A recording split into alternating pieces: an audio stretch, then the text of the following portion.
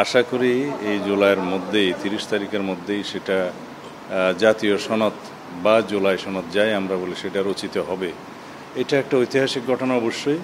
স্বাধীনতা পরবর্তীকালে যেহেতু স্বাধীনতার যে মূল মন্ত্র সেটা জাতি অর্জন করতে পারে নাই, পরিপূরণ করতে পারে নাই, মুক্তিযুদ্ধের চাহিদা এবং জনমানুষের চাহিদা পূরণ করতে পারে নাই, অভিপ্রায় হয়তো পরিপূর্ণভাবে পূরণ হয় নাই। সেই জন্য এবার আমরা আশা করি যে জাতীয় ঐকমত্য কমিশনের মাধ্যমে যে সংস্কারগুলো, আইনি সংস্কার, সাংবিধানিক সংস্কার এবং রাষ্ট্র কাঠামো সংস্কারের যে প্রস্তাবগুলো ঐকমত্যের ভিত্তিতে গৃহীত হচ্ছে এবং সেটা বাস্তবায়ন হলে অবশ্যই আমরা আমাদের কাঙ্ক্ষিত, আমাদের শহীদের রক্তের আকাঙ্ক্ষা এবং প্রত্যাশা অনুযায়ী, জনপ্রত্যাশা এবং জাতির আকাঙ্ক্ষা অনুযায়ী আমরা সেই রকম একটি রাষ্ট্র, সমাজ কাঠামো এবং সরকার ব্যবস্থা বিনির্মাণ করতে পারব।